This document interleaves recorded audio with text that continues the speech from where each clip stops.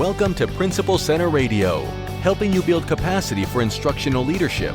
Here's your host, Director of the Principal Center, Dr. Justin Bader.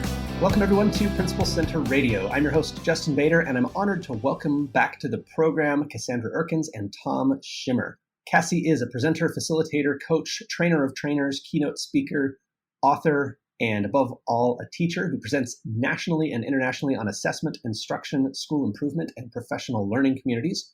Tom Schimmer is an author and speaker with expertise in assessment, grading, leadership, and behavioral support. And we are here today to talk about their new book, Concise Answers to Frequently Asked Questions about Assessment and Grading. And now, our feature presentation. Cassie and Tom, welcome back to Principal Center Radio. Thank you. Great to see you, Justin. Great to be with you. Well, I'm excited to talk about this book because I imagine part of the reason you wrote it is that you get a lot of questions about assessment and grading. Talk to us a little bit about how this book came together. Actually, there's 5 authors on the book, so I just want to acknowledge J.D. Miller, Katie White, and Nicole Dimich as well.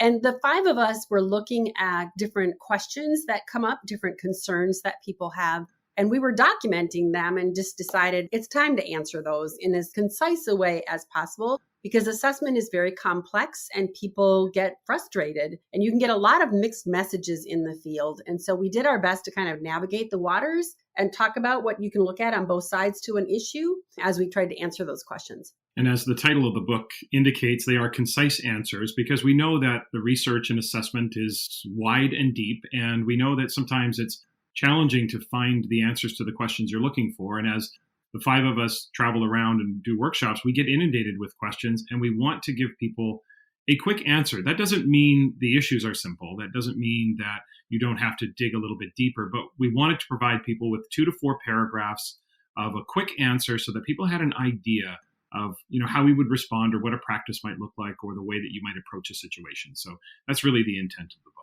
Well, assessment was one of those topics that's so crucial to good teaching and learning. It's very well understood, very well researched, and yet also done so badly in so many cases. What are some of the biggest opportunities that come from the biggest and most widespread problems that you see with how we approach assessment in our profession? Because, it's not that the research prevents us from making some of those big mistakes and from encountering some of those problems. And of course, how, the devil's in the details. How we assess matters a great deal. What do you see as some of the biggest problems and opportunities when it comes to assessment? I think there's both opportunity and challenge because there's very little that's definitive in assessment. Most things in assessment are context dependent and they're nuanced. And there are choices that we get to make, but there's also choices we have to make. And when we make choices, we do make the wrong choice. I know that, one of my favorite expressions is experience comes from poor judgment.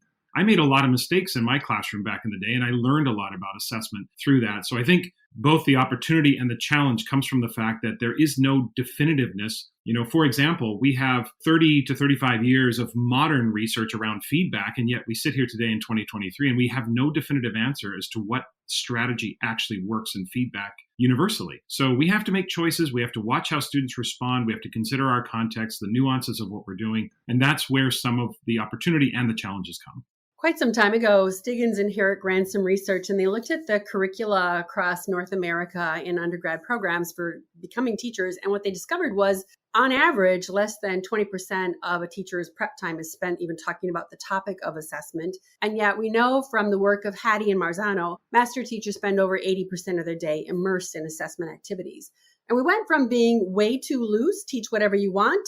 I actually walked into my first classroom. The principal said, go forth, do good work. I said, about what? He said, whatever you want. And then we went way too tight. And we went into pacing guides, which became rules rather than tools. And then we went into curriculum that you had to implement with fidelity because it was research-based. And as a result, teachers kind of got lost in the middle. Like, do I write my own assessment if I'm supposed to be using this one, but it's not a perfect match to my curriculum because it's a company that works with all the different states and provinces? So I don't know how to go about this work. So we really felt like there was this huge need. Teachers are struggling to figure out what's the middle between too loose and too tight. Let's start with some kind of foundations and some kind of purpose statements, if we could. What do you see as, from the teacher's perspective, the purpose of assessment? Because, if I think about the apprenticeship of observation that I got as a student, and, much of what we do as new teachers comes from our experience as students, as probably as much as comes from our teacher education. as a student, you get the sense that assessment is just something you have to do in school. See how much everybody learned, give out grades. From the teacher's perspective, and knowing more than the average high school student gets from their apprenticeship of observation, what do you see as some of the primary and central goals of education, of assessment from the teacher's perspective? As we've been building the assessment center together, Tom, Nicole, and I, we've actually talked a lot about assessment as an instrument to create hope, efficacy, and increase achievement. And we really see it as a very powerful, relationship-oriented tool that teachers use to help kids grow.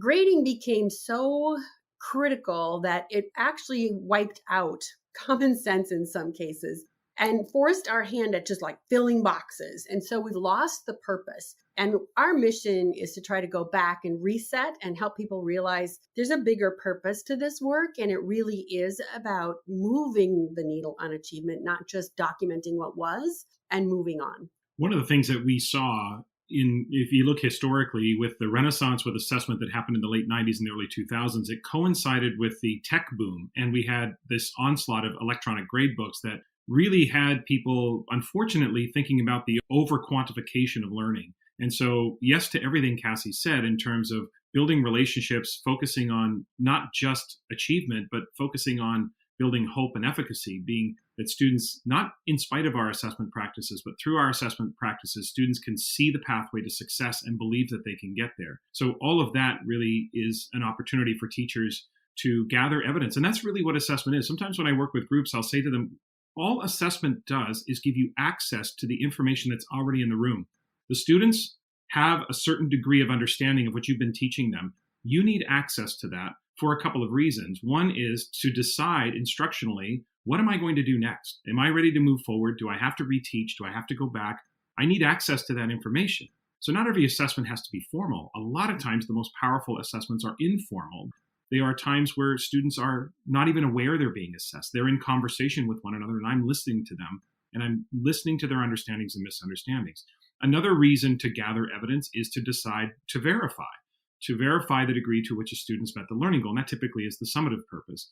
But the information is in the room. The degree to which a student or the students understand what you've been teaching them is in the room, and you need access to that so you can either make an instructional decision or verify the degree to which they've done that. It almost sounds like the opposite of what I think a lot of us internalized as students, that you get the sense as a kid that grading and assessment are kind of the same thing, that the purpose of assessment is to give grades, and the purpose of grades is to tell you who you are and who the good students are and who the bad students are. And there's this very kind of fixed mindset, I think, that comes from that experience of just getting grades that, that don't tell you so much about where your learning is or where you have opportunities for improvement, but that just tell you something about how good a student you are. I'm very intrigued by this idea of assessment as playing a role in students' sense of hope and efficacy. I mean, that sounds just like such an overdue reversal of that kind of the teacher's goal is to give grades to tell the students who they are kind of mentality. As you share that message that grading can spark hope and efficacy, do you get any pushback on that? Sometimes, for sure. Because the overarching question for a lot of us to answer is a grade a commodity that students acquire by harvesting points, or is a grade a true reflection of the degree to which a student has met the learning goal? That is a massive mindset shift for some people. We are well down the pathway of that. It's not as pervasive as it might have been 15 or 20 years ago, but we still see that there is that commodity mindset, right? And the idea that grades are a reflection. And what we know is that, and this is where hope and efficacy come in, because we know that our students are going to have an emotional reaction to the prospect of being assessed. That is unquestionable. The question is that emotional reaction going to be productive?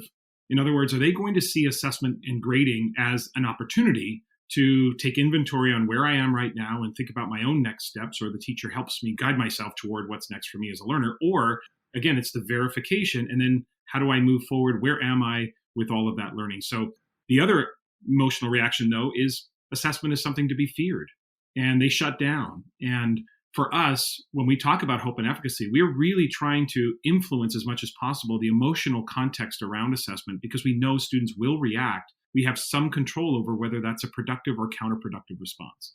I saw a quote yesterday from a blog artist, Dave Stewart, who wrote "No Thing But a Chicken Wing." And in it, he quote, Most students don't know what school is for. They're not hearing a clear and compelling rationale from most of the adults in their lives. And as a result, most students experience school as something being done to them rather than a work of love crafted for them. I couldn't put more emphasis on or punctuate that in a stronger way.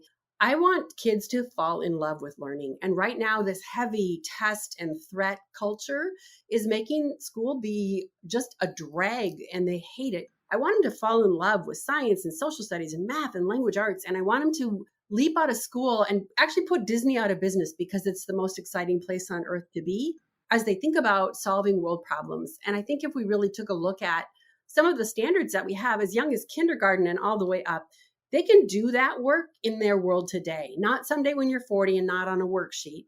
How do you really bring it to life? And so one of the things that we talk about is making those summative assessments worth it. You can actually change the world if you have kids do some deeper exploration, some deeper work, and you allow them into what we would call productive struggle and intellectual risk-taking.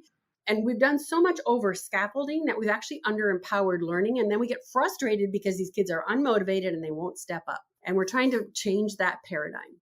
There's a very real sense that assessment can be harmful to kids. And I think we especially get that feeling when it comes to standardized assessments, when kids spend day after day, typically in the spring, but maybe multiple times a year, taking standardized assessments that don't really have anything to do with what they're learning at that time, that are stressful, that are stressing out the teachers. Maybe the teachers and the administrators are feeling a lot of pressure to get kids to perform well on those assessments. What's your take on the kind of risk or the kind of harm that can come from approaching assessment the wrong way? Because I don't want to go down the road of assessment being a bad thing in general, but I think sometimes people have a point about, just kind of the pressure that we put on ourselves and on kids, especially when it comes to standardized testing. You have a take on that?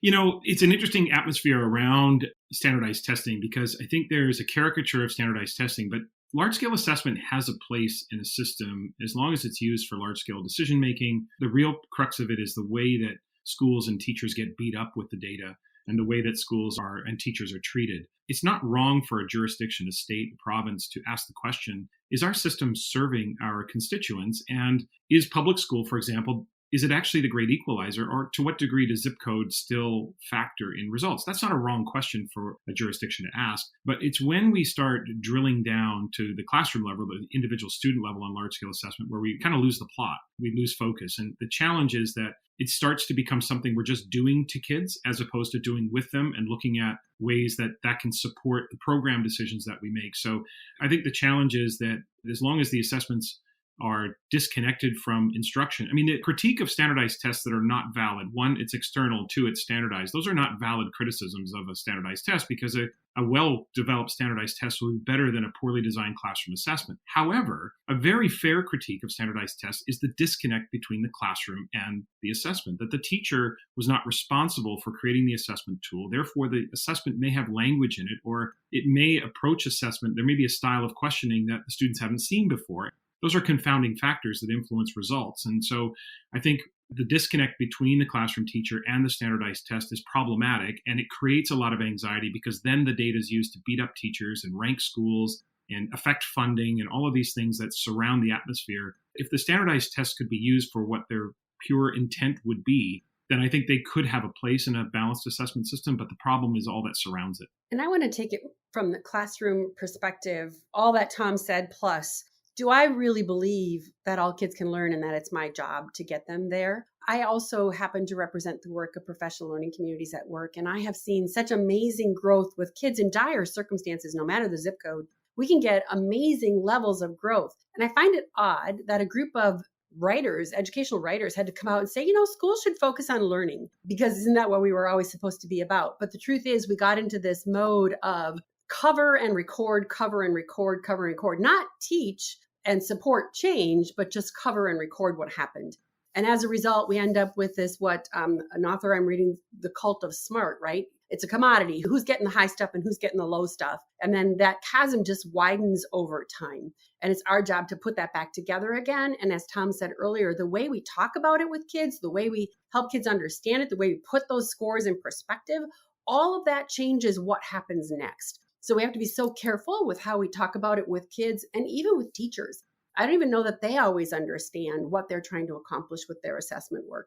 I want to get into some of the specifics in the book and some of the ground that you cover and the questions that you answer. If I can ask one more kind of big picture question based on some things that I've seen, and, this is my chance to ask really smart people really detailed questions I've been wondering about, even if they're not 100% what the book is about. One of the things I've seen happening, especially with standardized benchmark assessments, those kinds of computer-based tests that are given multiple times per year, is I've seen a desire to look at that data from those assessments and then adjust what we're teaching in response to it, even though we already have a curriculum with a scope and sequence.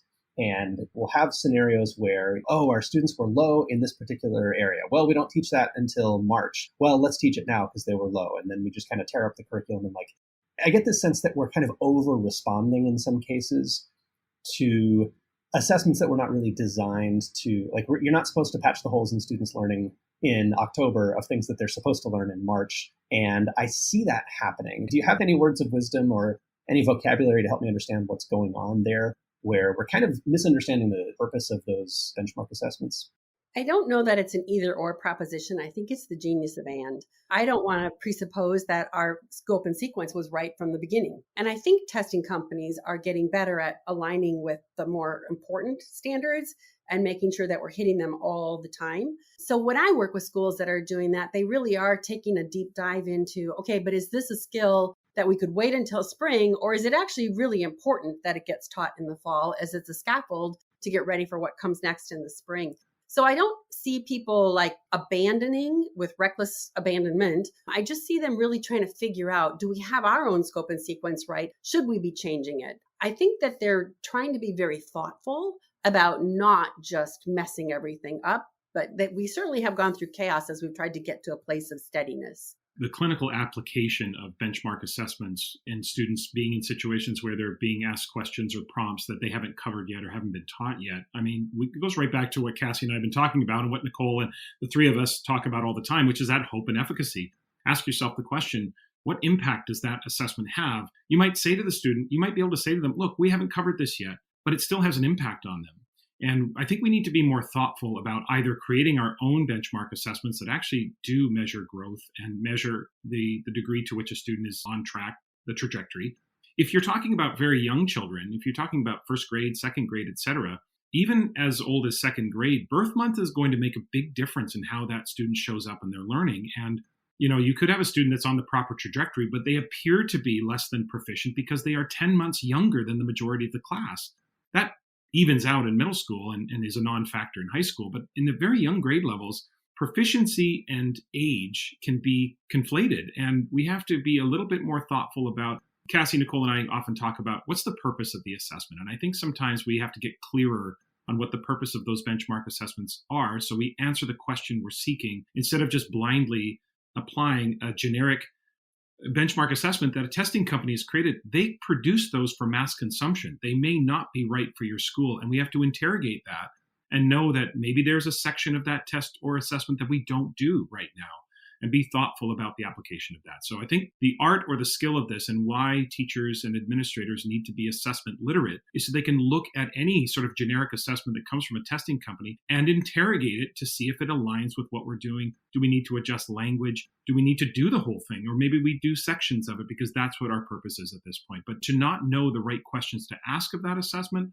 and therefore just apply it blindly. And to interrogate it is to triangulate and to look at other sources of data, as well as to carefully look at alignment with your standards and level of rigor and all of those pieces.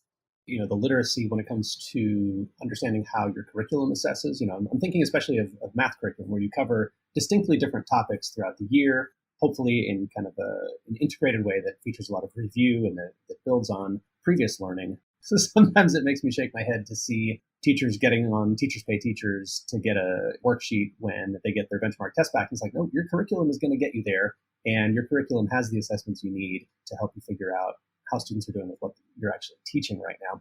Let's zoom in a little bit to what's in the book and some of the questions that you ask, because it is a very question and answer focused book. I wonder if we could jump into chapter 3 a bit, where you talk about formative and summative assessments and assessing behavior and critical competencies. Let me ask about formative and summative assessments. one of the major distinctions that we learn in teacher education, if you have decent teacher education on assessment, is the distinction between formative and summative assessment. What were some of the questions that you kept getting over and over again about formative and summative assessments that you address in the book? A lot of the questions are about what to do with the information, especially formative. And I think that the distinction that still exists today, even though, again, we have seen a lot of growth in the collective understanding of assessment, is even just referring to them in the plural turns them into things and nouns, right? An assessment is not formative unless it's used formatively. It's labeling something formative doesn't make it so. You don't just say it like formative grades are an oxymoron. So the question about is what do I do with the information? A lot of times it centers on should I grade it? Should I score it? What should I do? But distinction is all in how you use the information. So I gather evidence of student learning for either purpose. Assessment is assessment. It's just gathering information or evidence about student learning. And you either use it formatively, which means I've prioritized feedback and next steps along the trajectory of learning, or I've prioritized the summative purpose. And that means I'm verifying the degree to which a student has met the learning goal. But one of the biggest misunderstandings still that exists with summative assessment is that summative assessment has to be a thing. A summative assessment or summative assessment is a moment in time where a teacher can consider the preponderance of evidence, look at everything you can't unsee what the students have done, look at everything and consider the degree to which the student understands the learning goal. The advantage of having a tangible, like a unit test or something like that, or some sort of project, is it gives you more recent evidence of where the student is with the learning goal. But it doesn't have to be a thing, and it doesn't have to be a big, thick, stapled packet of paper. One of the best things I've heard, most effective things I've heard, was from a group of math teachers in Utah. And they asked me to review, and I'll be very quick with this, but they asked me to review their summative assessment on their unit on functions. And they put it up on the screen, and I looked at it and it had 3 or 4 questions, because I asked them, what standard are you working on? And I said, you only have 3 questions on this unit test. Is that an adequate sample? Do you have enough evidence to judge where the students are? And the math department chair said something that I just thought was so brilliant. She said, Tom, we interact with our students constantly, looking at their work and interacting with them in feedback. The summative assessment is just designed to confirm what we already know. And I thought that was one of the most brilliant things I've heard in the last 5 years about how they approach summative assessment. Because if you're interacting with your students so frequently, you don't need a lot of evidence at the end. You just need enough to confirm what you've already suspected. And one of the things that we write about in that chapter is that they're nuanced and they're interchangeable. There are times where formative becomes summative and times where summative becomes formative. It's really, like Tom said, what you do with the data. People don't know that because they get locked into a description like this is formative and this is summative. And so thinking about that relationship, thinking about that emerging evidence, thinking about when are you going to hit it again, because you can get rid of old data and replace it with new data if a child has it now. So just really opening that up. We have a team of associates that work at the center, and one of the teams that comes out of Adlai Stevenson has written several books about proficiency. So Eric Twaddell and Tony Reibel and Mark Onishak and Troy Gobble, they're not talking about formative and summative anymore. They use a 3 level, and they talk about practice, scrimmage, game, or practice, rehearsal. What is it when you're dancing? Like recital. And so they're saying, like, if you think about it that way, then it's a no-brainer whether or not you score practice. That's just giving feedback. It's in those scrimmaging moments. It's in those rehearsal moments where you start to say, hey, wait a minute, here's where you are, and here's what you need to do to get ready for that bigger performance. And it just opened up the thinking for their teachers. And I think when I start sharing that in other places, they're like, okay, that makes way more sense, because now we're not getting lost in the do we grade it? Do we not grade it? What are we going to do? I think where a lot of the questions come in is regarding a formative or summative assessment. In what way do I grade this? And I think the simple way that I've always thought about that is if it's a formative assessment, it's a completion grade. And if it's a summative assessment, we actually grade for accuracy. I want to see, did you get things right? Amy and I actually initially met, but really got to know each other in college in a class where we had a quiz every day. We had a 5-question quiz, and it was multiple choice. Is it like multiple choice or true false, which, you hate as a student, like 50-50. Every day there were 5 questions, and the quiz was graded for accuracy. So if you missed one question, man, you're getting B at best. It really kept us on our toes as far as keeping up the reading and taking good notes in class the day before. But, this is decades ago and certainly not the paragon of assessment. Help me think a little bit more flexibly and with more nuance about that idea of completion grading for formative assessment versus accurate grading for a summative assessment. I love the practice, scrimmage, game way of thinking about it. Build on my understanding a little bit more there. So I am not about completion grading. I actually can't stand it. We have kids who say, I'll take the 0, thank you very much. And that's where we're causing such a great dislike for the work. And Heidi Hayes Jacobs says, we sometimes act like doctors and we say to our students, I have a prescription for you, some practice work, and I hope you all have the same illness. I think we'd get a better return on our investment if kids could use their data. Like if kids could walk up and say, look, I have proven to you that I can skip count by my 5s and 10s. I am not skip counting by my 2s. Don't make me keep practicing my 5s and 10s on this worksheet. Let me do my 2s because that's where I need to be. So it's not about completion, it's about need. If you're really going to be focusing on using assessment to increase achievement, you have to help kids see what they already can do and then let them not have to focus so hard on that. Let them do what they need to do to get ready for that game or that performance. Yes, to everything Cassie said there. And I think the only nuance I would add is that a completion grade should be applied to something like responsibility or self-directedness or any type of, keep it outside of the achievement grade.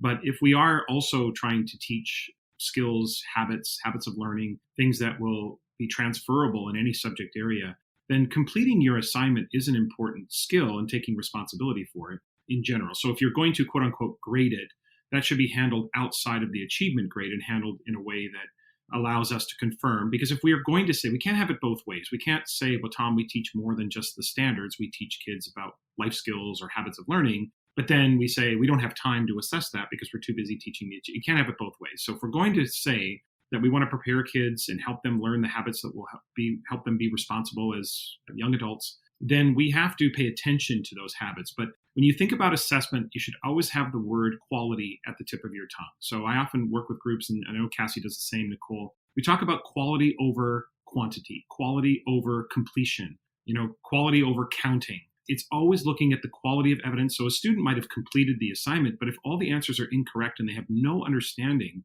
of the learning goal that was associated with that assignment, then allowing them to accrue credit for completing it, even though it's all wrong and all misguided, you have a missed opportunity there to help them grow in their learning. But the completion is an important skill. Being responsible, being respectful, self-directedness, all of those habits of learning that we think are also important for students to learn. That's where it's applied outside the achievement grade. And my belief is that as we teach kids how to self-regulate and how to use their data, that completion piece is a teaching tool. And it is about, do I understand how to advocate, self-reflect, set my own goals, monitor my progress, complete the needed pieces. It's not about, here's a one size fits all, everybody complete it now. So yes, and we need to rethink what we're looking for when we say completion. Well, Cassie and Tom, I love that perspective on assessment that goes beyond just taking a grade. I need to have grades to put in my grade book. We are looking to guide the process of learning, both for the student, as you just said, and for the teacher. And that reminds me of a concept that I know you talked about in this book and that we've talked about in previous interviews of instructional agility. Talk to us, if you could, a little bit about the relationship between assessment and instructional agility and what that means. The concept ultimately is to take us back to the core and the roots of the formative work that we've talked about. In the late 90s, early 2000s, we had, as I mentioned earlier, we had this renaissance with assessment, but we also had the tech boom and the over-quantification of learning. And what the three of us recognize is that we kind of lost the art of assessment. It's the granular day-to-day assessment that really is where we gain efficiency. It's instructional efficiency also that we gain around being instructionally agile. So how do I gather evidence that helps me make an instructional decision now? What am I going to do in the next 10 minutes? Not what am I going to do necessarily tomorrow or next week, but how do I make instructional maneuvers on a day-to-day, almost minute-by-minute basis? We're trying to make those maneuvers. And I think teachers have to get back to using assessment as an instructional driver. It's a bit of a simple formula to follow. If you just consider 3 questions prior to any lesson, you can help yourself become instructionally agile. The first is, what are the most common misunderstandings that typically emerge when I teach this lesson? And then the second question would be, how will I know if any of those misunderstandings are emerging? And that's the assessment part. So am I designing a hinge question in the middle of a lesson? Am I using an exit ticket? What sort of conversations am I engineering into class? And then the third question is, what will I do instructionally should one or more of those misunderstandings emerge? And if you just thought that through in advance of any lesson, you would be teaching through the lens of assessment and realize that everything students do is an indication of what's next for them as both as an individual, but also as a group of students. So those 3 questions again, what are the most common misunderstandings? How will I know if any of those misunderstandings are emerging? And what will I do instructionally should those misunderstandings emerge? That can help teachers get right down to that granular level and make those instructional maneuvers on a day-to-day basis. He nailed it. I don't know what else to add to it. I love listening to Shelley Moore. She's an author out of Canada. She talks a lot. She's got a couple TED Talks. And she talks about the 7-10 split, which is that bowling analogy of the 2 pins at the back. And she says, when we aim for the middle with a one-size-fits-all, here's our instructional plan, you're going to get that 7-10 split. And now only your most masterful bowler who knows how to ricochet is going to get those last 2 pins. But if we function like masterful bowlers and we aimed for the 7 and the 10, we anticipated the errors and we thought about what we were going to do, we could get all the pins. So it's really about not just designing a one size, it's about thinking about the nuances and the evidence and the responses that we might have. Well, one of the things that I think people are always wanting to ask, and I get it every day almost, how can I get these kids motivated? They're so disengaged. What am I going to do? So our newest book, Jackpot, is about that idea of student investment. How do we get kids to step up and step in and choose to participate and take intellectual risks and engage in deep learning? And so I love some of the things that we've done. In that particular book, what we did was much like the Learning by Doing book. We started out with scenarios that are all true about well-intentioned individual teachers or teams or schools or even districts that tried to get kids to invest but couldn't get it to happen. So then we unpack why it didn't work the way they had it done and what the research says, and we offer strategies for what you could do to address it. And we have some timelines, or not timelines, some rubrics at the end that really talk about, where are you on this journey? Because it is a journey and it's impossible. I said it before and I'll keep saying it. Education is one of those fields that is impossible to perfect, but imperative to never stop trying. So we just have to keep chipping away at it. And we're trying to help people figure out what could we do to get our kids to care again. Often the inability or the feeling of not being able to have students motivated or take ownership over their learning is because of a lack of assessment literacy. When Cassie, Nicole, and I talk about our tenets, we would talk about student investment as a first among equals. We don't really believe that any of the tenets matter more, but at the same time, we know that student investment is the end game. So when we suggest and submit, and they're quite forceful in this, that investing in your understanding of sound assessment practices is the most efficient and effective professional investment any teacher can make, we're not saying you need to become an assessment expert. What we're saying is you need to become an assessment expert so you can teach the students how to do this for themselves. And it's through the assessment cycle that we talk often about the symbiotic relationship between assessment and the self-regulation of learning. You can use the assessment cycle to feed the opportunity for students to take ownership. So if teachers are struggling, and many do, and I know I did when I was in the classroom, how do I get students more involved? How do I get them more invested in their learning? It's actually through the cycle of assessment that we can feed the opportunity to set goals, to self-monitor, to infer through criteria, all of the things that we want them to do. It's actually through the assessment practices that we can do. So that book is Jackpot, Nurturing Student Investment Through Assessment. And the book that we've been discussing today is Concise Answers to Frequently Asked Questions About Assessment and Rating. Cassie and Tom, if people want to find you online and connect with you, where are some of the best places for them to go? Probably too many places. I probably have too many social media handles. But on Twitter, I'm fairly active on Twitter at Tom Schimmer. Also a shameless plug for my podcast at Tom Schimmer Pod. On Twitter, Instagram as well. There's lots of places you can find me. Those are probably the 2 prominent places you can find me. Also on Twitter at Erkens. I literally have been so running from end to end that I'm not very fast at doing all the tweets and such. And so I'm there, but I'm not very big into the social networking thing that I should be doing. Oh, good. And websites are good too. So if you have a website that you want to plug. AnkaraConsulting.com.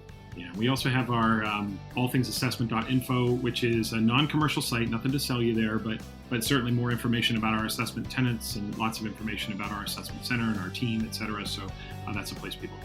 If I could add one more plug to that, that's a great reminder. We are looking for teachers who want to try things and tell their story. And so we're looking for people doing action research. We want to post more stories there of people trying different things with assessments and getting great results. And so we've got some success stories there, but we certainly would love to see some more. Cassie and Tom, thank you so much for joining me on Principal Center Radio once again. It's my pleasure. Yeah, thanks, Justin. Great to see you again. Take care. Thanks for listening to Principal Center Radio. For more great episodes, subscribe on our website at principalcenter.com/radio.